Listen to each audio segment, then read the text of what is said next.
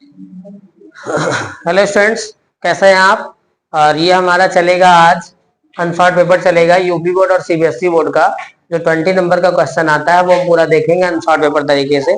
आज से आपका सिलेबस खत्म हो गया, चाहे वो यूपी बोर्ड का हो चाहे सीबीएसई बोर्ड का हो, दोनों खत्म कर दिया। और अब जो चलेगा वो प्रीवियस ईयर क्वेश्चन चलेगा।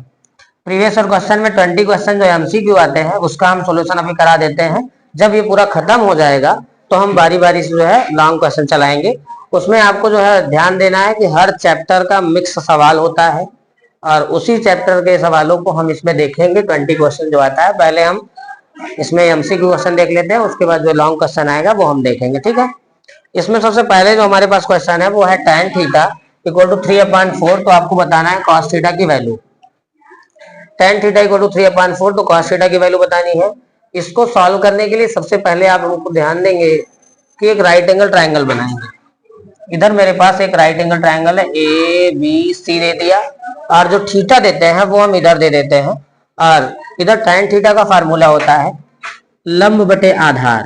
लंब बटे आधार अगर आप इंग्लिश में देखेंगे तो आप ये बोलेंगे एल्टीट्यूड अपॉन बेस। क्या बोलेंगे? Altitude upon base. इस तरीके से तो हमारे पास ये पता चला कि एल्टीट्यूड 3 है और बेस कितना है 4 है।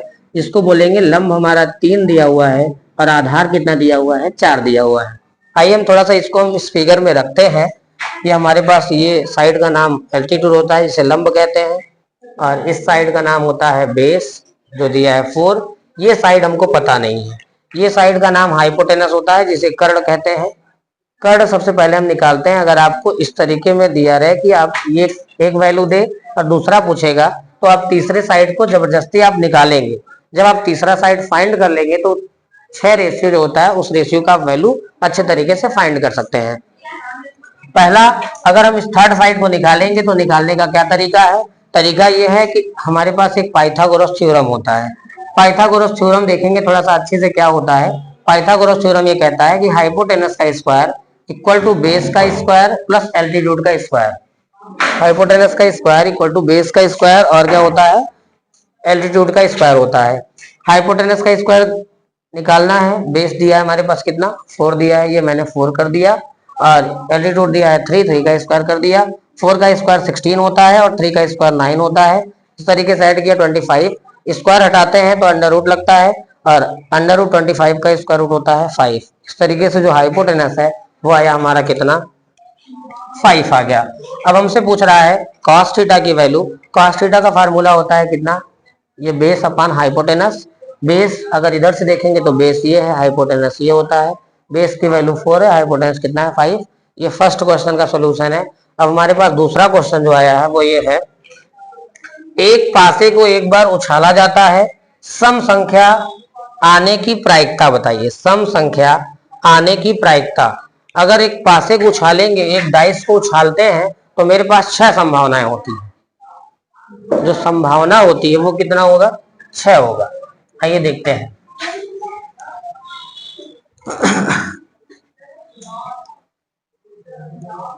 एक पासा जब उछालेंगे तो इसमें 6 संभावना होगा। 1 भी आ सकता है, 2 भी आ सकता है, 3 भी आ सकता है, 4 भी आ सकता है, 5 भी आ सकता है और 6 आ सकता है।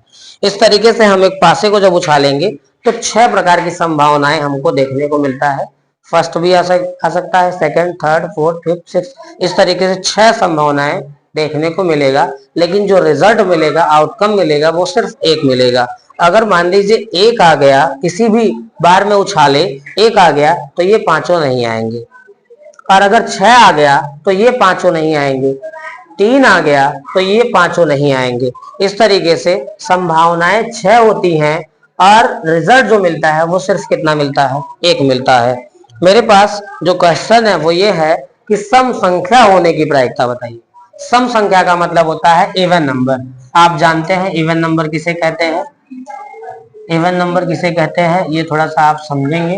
जैसे इवन नंबर के बारे में अगर हम पूछेंगे तो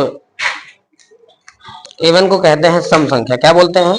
सम संख्या कहते हैं। और सम संख्या ये बच्चा बताएगा सम संख्या किसे कहते हैं। बेटा बेटा सम संख्या सौरभ बताओ, सम संख्या किसे कहते हैं? वहीं से बताओ। वे संख्याएं जो 2 से विभाजित हो जाती हैं। हाँ, जो 2 से विभाजित हो जाती है उन्हें क्या कहते हैं? सम संख्या कहते हैं। इवन नंबर कहते हैं। जैसे 4 है मेरे पास, ये 4 देख रहे हैं 2 से कट जाएगा, डिविजिबल हो जाएगा। इस तरीके से जो 2 से कट जाएगा वही होता है सम संख्या। इसी का हमको प्रोबेबिलिटी बतानी है कि जो है सम संख्या होने की प्रायिकता। आप बताइए कि सम संख्या होने की प्रायिकता कितनी है। ठीक है, आइए थोड़ा सा देखते हैं हम क्या है इसमें। सबसे पहले हम छाटेंगे कितना सम संख्या है। एक सम संख्या ये है, एक ये है और एक ये है। हमारे पास 3 सम संख्या है। जो टोटल संभावना होता है उसे हम नंबर ऑफ एस बोलते हैं। क्या बोलते हैं? नंबर ऑफ एस बोलते हैं। नंबर ऑफ एस जो है वो संभावना को बताता है। कितनी संभावनाएं हैं? 6। और जो हमारे पास ये रिजल्ट मिलेंगे सम संख्या वाले, वो नंबर ऑफ ई होता है, इवेंट के बारे में बताता है। कितने इवेंट है? ये 3 है। अगर हम इसके लिए प्रोबेबिलिटी निकालेंगे तो पी ऑफ ई का मैंने एक फार्मूला बताया था, number of E upon number of S. ठीक है, इस तरीके से पी ऑफ ई का फार्मूला बताए थे, number of E upon number of S. जहां पी ऑफ ई क्या है? इसकी प्रोबेबिलिटी, यानी इवन नंबर आने की प्रोबेबिलिटी बताएगा। नंबर ऑफ ई की वैल्यू दिया है 3 और टोटल दिया है 6। काट देंगे तो 1 अपन कितना आ जाएगा? 2।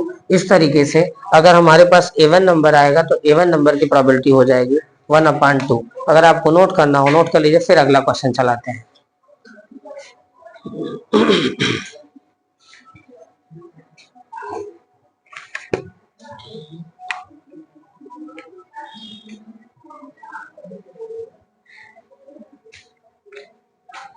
और भी क्वेश्चन हमारे पास है, हम थोड़ा लिख देते हैं फिर आगे चलाते हैं जैसे ऐसा रहेगा।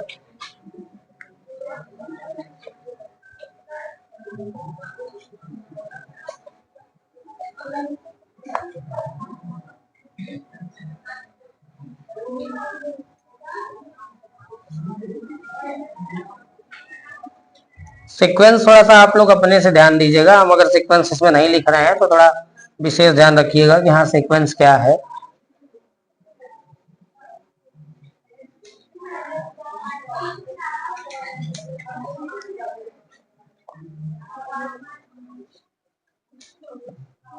एमसीक्यू क्वेश्चन में ज्यादातर एकदम इजी क्वेश्चन ही आता है, ज्यादा उसमें हार्ड नहीं रहता।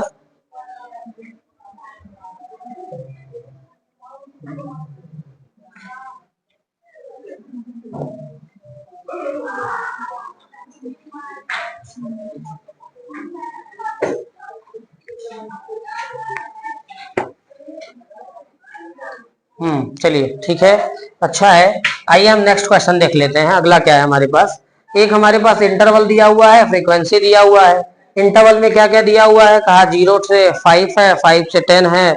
इस तरीके से 5-5 का अंतर देखने को मिल रहा है। 0 से 5, 5 से 10, 10 से 15, 15 20, 20 से 25। और ये हमारे पास फ्रीक्वेंसी है। बताना है मुझे बहुलक वर्ग बताना है। बहुलक को इंग्लिश में क्या कहते हैं? बहुलक को इंग्लिश में क्या कहते हैं? मोड कहते हैं। क्या कहते हैं? मोड कहते हैं। तो इस तरीके से हमको इसका इंटरवल बताना है कि इस मोड का इंटरवल क्या होगा। ये हमको थोड़ा चेक करना है कि बहुलक वर्ग क्या होगा।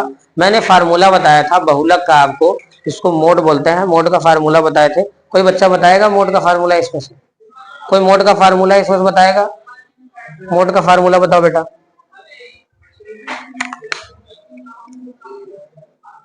बेटा मोड का फार्मूला बताओ। मोड का फार्मूला बोल दो थोड़ा सा फटाफट। L plus F1 minus F0 हाँ upon 2F1 minus F0 हाँ minus F2 into H। Into H. ये इस तरीके से किसका फार्मूला होता है? मोड का होता है। लेकिन इसमें थोड़ा सा ध्यान ये देना है कि मोड का फार्मूला ही इंपॉर्टेंट नहीं है, इसमें पकड़ना इंपॉर्टेंट है कि इस सवाल का सोल्यूशन कैसे करते हैं। जब भी मोड का सवाल आएगा तो सबसे पहले आप ये ध्यान देंगे कि मोड के सवालों में हाईएस्ट फ्रिक्वेंसी देखा जाता है। क्या देखा जाता है? Highest frequency. हाईएस्ट फ्रिक्वेंसी का मतलब होता है सबसे बड़ी बारंबारता। सबसे बड़ी बारंबारता, जो सबसे बड़ी बारंबारता है वो इसमें क्या है बेटा? 11 है। क्या है? 11 है।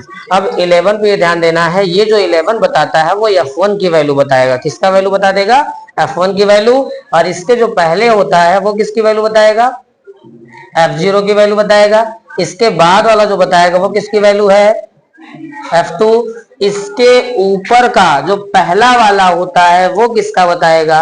L की वैल्यू बताएगा। किसकी वैल्यू? L की वैल्यू। और मैंने एक चीज और बताया कि अगर h की वैल्यू निकालोगे तो इन जो इंटरवल है इसमें कितने का डिफरेंस है, तो हम देख रहे हैं 5 का डिफरेंस है, तो हो जाएगा h की वैल्यू 5।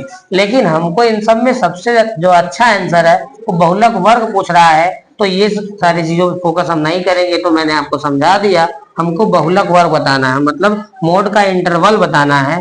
तो जो हाईएस्ट फ्रिक्वेंसी होता है उसके ऊपर का जो इंटरवल होता है वही है बहुलक वर्ग। क्या होता है? बहुलक वर्ग। ठीक है, तो ये मोड का इंटरवल 10 टू लेके कहां तक, 10 टू 15। ठीक है, ये हमारा जो है इसका क्या है, बहुलक वर्ग है। एक और क्वेश्चन आया है, एकदम नॉर्मल सा क्वेश्चन है, इसकी वैल्यू ही डायरेक्ट दे दिया। एक सवाल इसमें ध्यान दीजिएगा, एक या दो सवाल ऐसा आता है जिसमें डायरेक्ट केवल वैल्यू ही पूछ लेता है। जैसे cos 60, cos 60 की वैल्यू कितनी होती है, 1/2। बेटा वैल्यू थोड़ा सा ध्यान रखना, वैल्यू को आप थोड़ा ढंग से तैयार करके जाएंगे, क्योंकि वैल्यू अगर आपसे मिस्टेक हो गया तो फिर आगे आप एक नंबर गवा देंगे, इसलिए वैल्यू पे फोकस करिएगा। ठीक है, वैल्यू फोकस करने का एक ही तरीका है, आप साइन जो है साइन वाला तैयार कर लीजिए। जैसे अगर हम देखें तो साइन 0 की वैल्यू कितनी होती है, 0। साइन 30 कितना होता है, 1/2। साइन 45 कितना होता है, 1/√2। और इस तरीके से साइन 60 कितना होता है, √3/2। और साइन 90 कितना होता है, 1 होता है। अगर साइन आपको लर्न हो गया तो अपोजिट डायरेक्शन में लिखते चले आइए। ये किसका बता देगा, कॉस का बता लेगा। और जब कॉस का पता चल जाए, साइन का पता चल जाए, तो आपको फार्मूला पता है, tan थीटा इक्वल टू क्या होता है, sin theta upon cos theta. जब ये tan पता चल जाए तो अपोजिट में लिखते चले आइए, किसका पता चल जाएगा, cot का। जब cot पता चल जाए और tan पता चल गया तो बचा sec। sec पता चला, और sec का फार्मूला होता है 1/cos। इधर से cos की वैल्यू रखना तो आ जाएगा sec। जब sec पता चल जाए तो sec वाले का अपोजिट लिखना, तो किसका पता चल जाएगा, cosec थीटा का। तो ये विशेष ध्यान रखिए, ये वैल्यू एक क्वेश्चन वैल्यू में जरूर आता है। cos 60 पूछ रहा है तो आपको बताए cos 60 की वैल्यू कितनी होती है, 1/2। इस तरीके से ये हमारा नेक्स्ट क्वेश्चन था। आइए हम अगला चलते हैं, क्या क्या क्वेश्चन है हम देखते हैं, अगला क्वेश्चन में क्या क्या चीजें शामिल है। यूपी बोर्ड, यूपी बोर्ड मिटा जा रहा है, ये इस तरीके से यूपी बोर्ड का है। और भी देखते हैं अगला क्या क्या क्वेश्चन है हमारे पास। जैसे अगला बेटा दिया है, सेट में 1+cot² थीटा, ट्रिग्नोमेट्री आ गया, 1+cot² theta upon 1+tan² theta. ठीक है, ये क्वेश्चन है। और एक क्वेश्चन और है, एलसीएम 35 63 इक्वल टू 315, तो एचसीएफ बताना है बेटा। बहुत इजी सवाल है, इससे इजी सवाल मैंने संसार में नहीं देखा। और ये 12 15 और 21, इसका बताओ एलसीएम आया, एकदम हलवा क्वेश्चन आ गया है। ये 2,3 है, 4,1 है, इसके बीच का डिस्टेंस बताना है, बीच की दूरी मतलब डिस्टेंस है।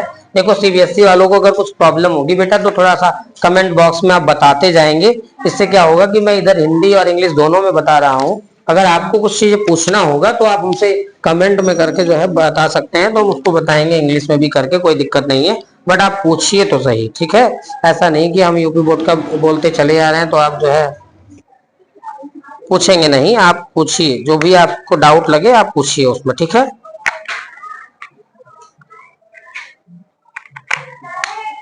हाँ चले भैया आगे लगवा देते हैं, आइए देखते हैं। 1+cot² theta upon 1+tan² theta, ठीक है। आइए देखते हैं, 1+ इधर दिया है cot² theta upon 1+tan² theta.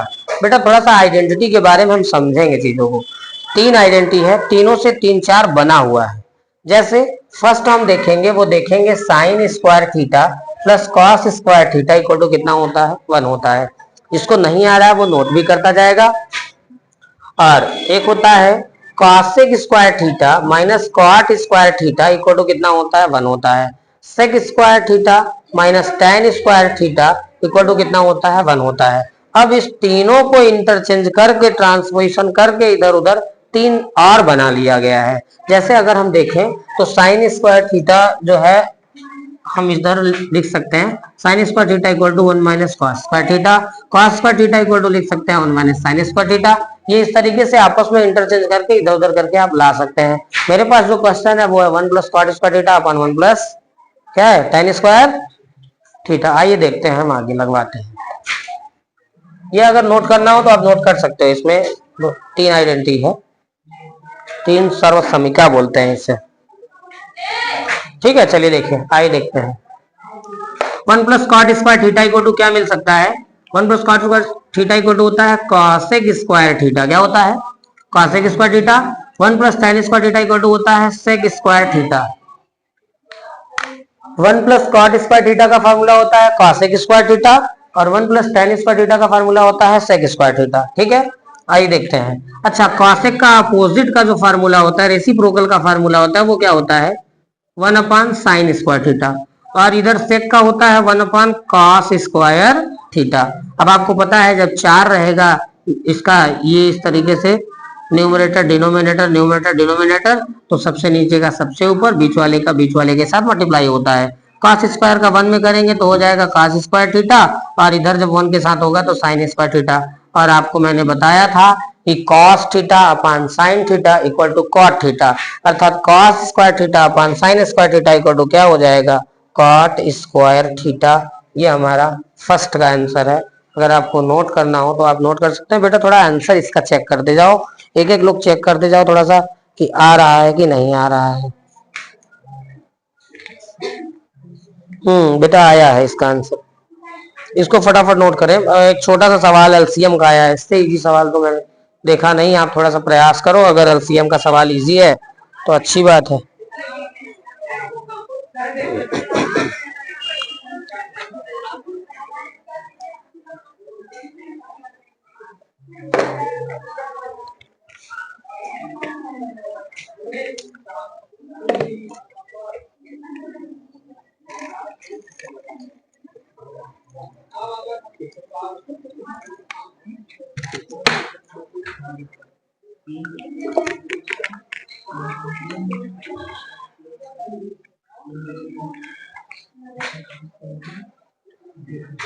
Noto क्या, इसके लिए तो फार्मूला एक अप्लाई होगा, आप जानते हैं फार्मूला। मैंने फार्मूला आपको बताया हुआ है। फार्मूला क्या होता है? First into second equal to LCM into HCF. ठीक है,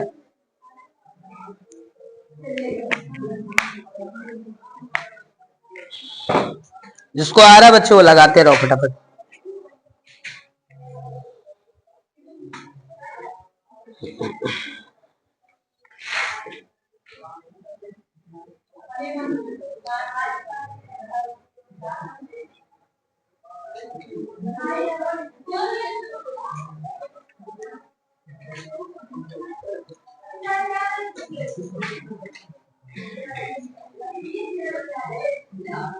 कोमल वो थोड़ा सा हटा दो बेटा वहां से, उसको निकाल, एक तो निकाल दो, इधर चला जाएगा। हाँ उठ के निकालो।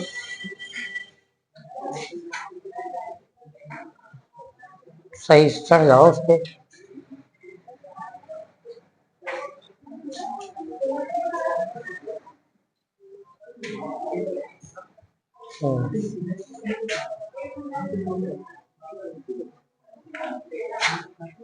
हो गया बेटा, नोट हो गया सब।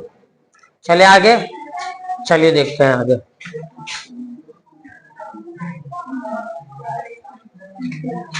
चलिए देखिए, ये मेरे पास फर्स्ट नंबर दिया हुआ है 35, सेकंड नंबर दिया हुआ है 63 और एलसीएम दिया हुआ है। देखिए यहाँ कंफ्यूजन हो जाता है, इस पे आप विशेष ध्यान रखिएगा। एलसीएम 35 63, कुछ बच्चे सोचते क्या है एलसीएम यही है, बट ये दोनों नंबर दिया है, इन दोनों का एलसीएम ये है, तो ये ध्यान रखिएगा। ये एलसीएम दिया हुआ है ये 315 दिया है। एचसीएफ आपसे पूछ रहा है, और ये फार्मूला मैंने आपको बता दिया था। फार्मूला क्या है थोड़ा देखेंगे। First number into second number equal to LCM into क्या होता है? एचसीएफ। फर्स्ट नंबर कितना दिया हुआ है? 35 दिया हुआ है। एचसीएफ कितना? ये सेकंड नंबर 63 दिया है। एलसीएम कितना दिया हुआ है? 315। और एचसीएफ आपसे क्या कर रहा है? पूछ रहा है। आइए काटते हैं, कुछ कटेगा। 5 से काटिए इधर। 5 7 से कटेगा क्या? 7 से काट दो, इजी पड़ जाएगा। 7 4 जा 28, कितना बचा? 3। 7 5 जा 35 और 7 9 जा 63, ठीक है। फिर कटेगा 9 5 जा, फिर 5 से 5 7 जा, कितना आ जाएगा HCF इक्वल टू कितना आ गया 7। ये इस तरीके से HCF इसका आया है। फटाफट बेटा ये सवाल आप लोग लगाओ, ये सवाल मैं तुरंत बता रहा हूँ। वो फर्स्ट है LCM का है, वो सवाल आप फटाफट लगाओ, आगे हम जो है एक तो बताते हैं आपको।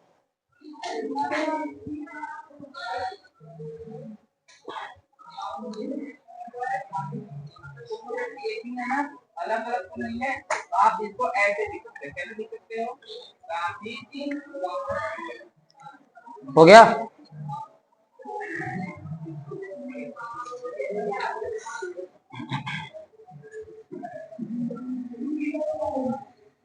एलसीएम आप ये छोटा वाला लगा लेना बेटा, इसका हम बता रहे हैं आपको। 2, 3, 4, 1 इनके बीच का आपको डिस्टेंस बताना है, इनके बीच का डिस्टेंस बताना है, ठीक है, बीच की दूरी बताना है। बीच की दूरी के लिए भी फार्मूला बताए थे, फार्मूला बीच की दूरी का फार्मूला मैं बताया था। बीच की दूरी का फार्मूला बताओ, कौन बताएगा बीच की दूरी का फार्मूला? चलो रिचा बताओ, बीच की दूरी का फार्मूला क्या होता है?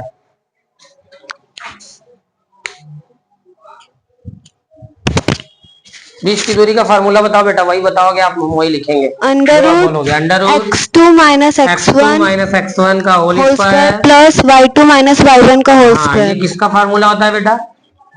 किसका फार्मूला होता है? बीच की दूरी। अच्छा, डिस्टेंस निकालने के लिए फार्मूला होता है। अच्छा बेटा ये इसमें क्या होता है, ये कैसे मानते हैं, इसको कैसे लेट करते हैं, इसको पता है? x1 y1 x2 y2, ठीक है, इस तरीके से इसको हम लेट करते हैं और फिर अगला हम इसमें बताते हैं कैसे लगेगा, आइए।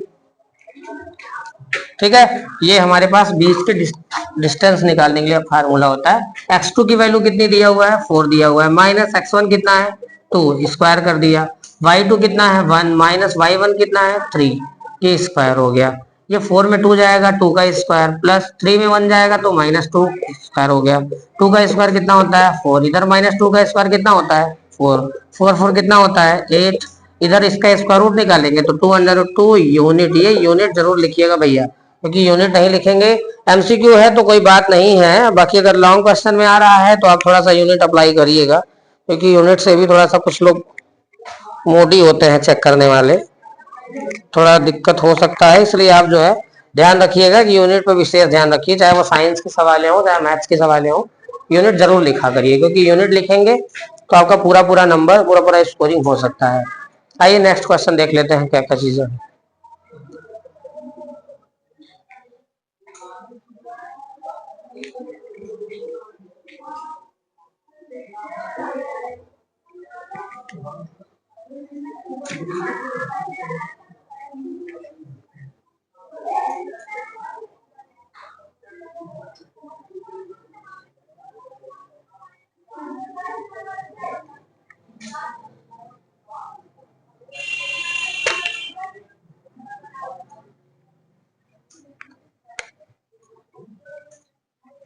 आइए देखते हैं नेक्स्ट सवाल।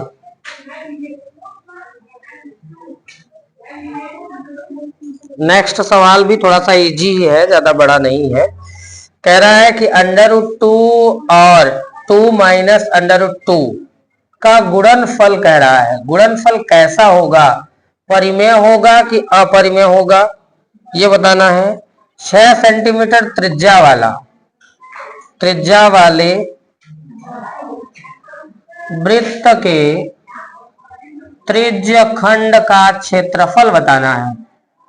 क्षेत्रफल बताइए, यदि थीटा इक्वल टू दिया है 60 डिग्री, ठीक है, तो ये क्वेश्चन हो गया। एक और भी है, जीरोस बताना है, 6x² माइनस 3 माइनस 7x के शून्यक बताना है, जीरोस बताना है कि क्या क्या इसके जीरोस होंगे, ठीक है। ओ एक सबसे छोटा सवाल आ गया, 10 सेंटीमीटर भुजा वाले, बेटा ये सब सवाल तो मैंने लगवा दिया है, एग्जैक्ट यही सवाल लगवाया है। दो घनों के संलग्न फलकों को मिलाकर एक ठोस बनाया गया है, प्राप्त घनाभ का पृष्ठीय क्षेत्रफल बताइए।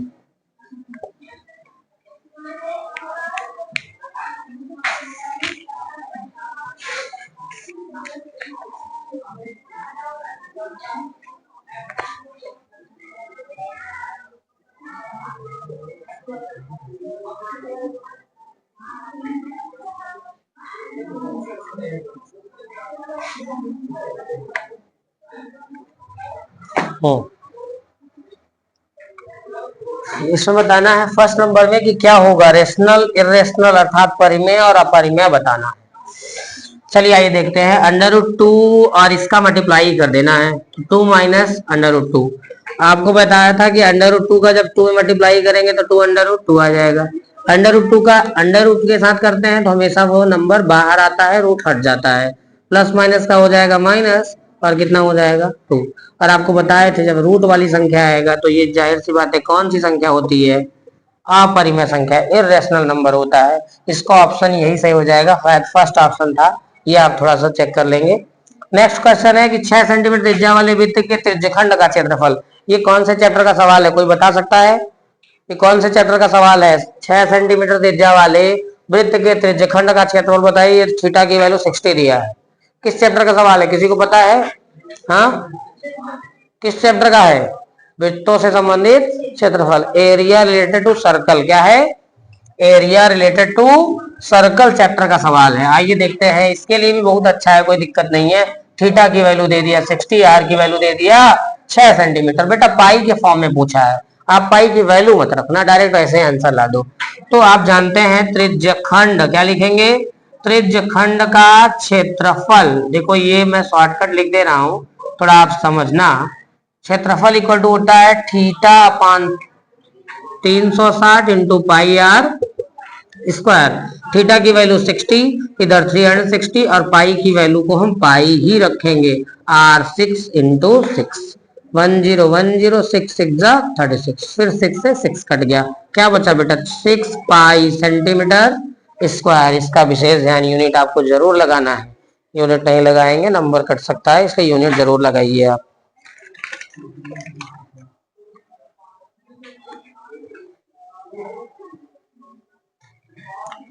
इधर दोनों क्वेश्चन रेज कर दे रहे हैं, ठीक है। अब आपको बताना है जीरोज। ये पॉलिनोमियल चैप्टर का सवाल आ गया, जीरोज बताना है। इसको सीधा कर लो बेटा पहले। 6x स्क्वायर इधर हो जाएगा -7x, इधर -3, ठीक है। आइए देखते हैं, ये थोड़ा सा जीरोज निकालने में आप जल्दबाजी मत करिएगा, नहीं आप मिस्टेक कर देंगे। इधर मैंने बताया था अगर कोई नंबर हो इसके पहले तो उस नंबर का डायरेक्टली मल्टीप्लाई किससे करते हैं? 3 से करते हैं। 6 3 हो जाएगा 18, 18 का ऐसा मल्टीप्लाई करिए, उसे ऐसे दो पार्ट में डिवाइड करिए कि मल्टीप्लाई कर दे तो 18 आ जाए और वही चीज को सब्ट्रैक्ट कर दे तो 7 आ जाए। ऐसा कोई नंबर बताइए आप लोग, आंसर बताओ ऐसा कोई नंबर कि बेटा उसे दो पार्ट में ऐसे डिवाइड करें कि मल्टीप्लाई कर दें तो आ जाए 18 और वही चीज सब्ट्रैक्ट कर दे तो आ जाए 7। बताओ बेटा क्या होगा? ऐसा कौन सा नंबर है कि अगर उसे हम मल्टीप्लाई कर दें तो 18 आ जाए और वही चीज को सब्ट्रैक्ट कर दें तो 7 आ जाए? कुछ नंबर है ऐसा? 9 दूनी 18। हाँ, 9 2 18, 9 में 2 जाएगा, कितना बचेगा? 7 बचेगा। चलिए आइए थोड़ा देखते हैं कैसे लिखेंगे। 6x स्क्वायर माइनस 9x और प्लस कितना लिखेंगे? 2x। ध्यान ये रहे क्योंकि प्लस माइनस, ये माइनस ये प्लस होता है तो सब्ट्रैक्ट होता है। 9x में 2x जाएगा तो बचेगा -7x। बगल में क्या है? 3। इन दोनों में कॉमन क्या हो रहा है? 3x। क्या बचा? 3 2 6, एक x बच गया। 3 3 9। इधर कुछ कॉमन नहीं होता, जब कुछ भी नहीं होता तो 1 कॉमन लेते हैं, जो बचता है उसे अलग ब्रैकेट में लिख देते हैं। फिर देख रहे हैं ब्रैकेट वाला कुछ कॉमन हो रहा है, 2x - 3, जो बचता है उसे अलग ब्रैकेट में लिखते हैं। अगर इसके जीरोस की बात करेंगे तो इसमें क्या है भैया कि पहले वाले को जीरो के इक्वल कर देंगे और दूसरे वाले को भी क्या कर देंगे? 0 के इक्वल कर देंगे। इस तरीके से 2x - 3 इक्वल टू 0 हो जाएगा, 2x इक्वल टू 3 और x की वैल्यू निकालेंगे तो 3/2। तो बेटा इसकी वैल्यू निकालना होगा तो डायरेक्टली निकाल दो, कितना हो जाएगा? 1/3, शायद -1/3, ठीक है। तो ये हो जाएगा -1/3, यानी यही इन दोनों के क्या है? जीरोस, ठीक। तो ये इसका सुनने के लिए था, पॉलिनोमियल चैप्टर का सवाल है, एकदम हल्का सवाल है, आप लगाएंगे, एमसीक्यू में आएगा जल्दी से। टाइम आप ज्यादा मत लीजिए, लेकिन जो है कोशिश करिए कि 10 सेकंड 5 सेकंड में इसे कंप्लीट कर लीजिए, ठीक है। और नेक्स्ट तो बहुत ही इजी सवाल है। कह रहा है दो हमारे पास घन है, घन बोले तो क्या, क्यूब, क्या बोलते हैं, क्यूब। ये मेरे पास दो क्यूब हैं और दोनों क्यूब के साइड्स को ऐड कर दिया गया है। जब ऐड कर दिया गया है तो एक दो, अगर मैं क्यूब को ऐड करूंगा तो हमेशा वहां पे क्यूबॉइड बन जाता है। क्या बनता है, क्यूबॉइड। जब दो क्यूब को आपस में हम ऐड करते हैं साइड बाय साइड तो हमेशा वो बनता है क्यूबॉइड। क्या बनता है, क्यूबॉइड बनता है। कह रहा है दो क्यूब को ऐड कर दिया, अब जो क्यूबॉइड बन गया वो क्यूबॉइड का आपको बताना क्या है, एरिया बताना है, पृष्ठीय क्षेत्रफल बताना है। इसका साइड दिया हुआ है 10, इसका साइड दिया हुआ है 10। मैंने आपको बताया था कि जब दो क्यूब को अगर हम ऐड करते हैं, दो क्यूब जब भी ऐड होता है तो केवल उसका लेंथ चेंज होता है, ब्रीथ और हाइट हमेशा वही रहता है। इसका आप विशेष ध्यान रखिएगा।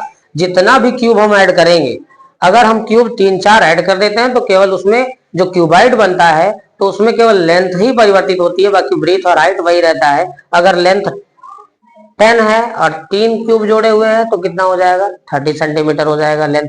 इस तरीके से अगर यहाँ पे देखेंगे तो लेंथ की वैल्यू कितनी हो जाएगी, 20, ब्रीथ 10 और एच कितना हो जाएगा, 10। और अगर हम एरिया निकालेंगे, area of cuboid, total surface area of the cuboid, cuboid का एरिया है, क्यूबाइड मतलब घनाभ होता है।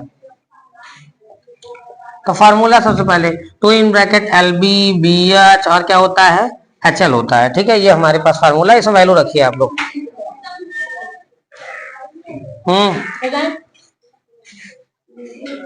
सभी का हो गया, सब लोग लगा लिए, हाँ ठीक है। बट आराम से निकलना, इधर से आओ, एक लोग आओ, एक एक लोग इधर से जाना, इधर से जाओ, ठीक है जाओ। हो गया, कितना लगा, जाओ।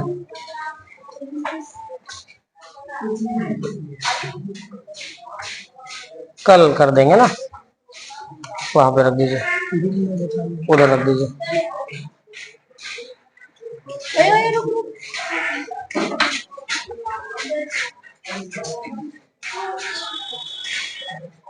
कितने बजे आई थी, अभी इधर आओ, ठीक है अच्छा जाओ। आज बोल देना मैडम नहीं आई, ठीक है। तो इधर वैल्यू रखिए आप लोग, 2 इधर हो जाएगा, लेंथ कितना दिया हुआ है 20 into 10 plus 10 into 10 plus 10 into कितना 20। चलिए सॉल्व करिए, 20 10 जा कितना होता है 200, इधर 100 हो जाएगा, इधर हो जाएगा 200, 200 200 100 कितना हो जाएगा 500, 500 हो जा 1000। इस तरीके से 1000 सेंटीमीटर स्क्वायर। ये हमारा था यूपी बोर्ड और सीबीएसई बोर्ड का एमसीक्यू क्वेश्चन। इसके आगे का क्वेश्चन, ये पूरा जितना क्वेश्चन है आप लगा लीजिए, इसे अच्छे तरीके से अगला क्वेश्चन चलेगा कल। आप हमारे इस चैनल को सब्सक्राइब करिए और बेल आइकन को ऑन करिए ताकि ऐसा ही सारा क्वेश्चन आप तक पहुंच सके। और एक एक क्वेश्चन के बारे में हम बताएंगे, एक एक चैप्टर के बारे में बताएंगे, उसके बाद पूरे मॉडल सेट को, हर सब्जेक्ट के मॉडल सेट को हम बताएंगे, ठीक है। थैंक यू, धन्यवाद।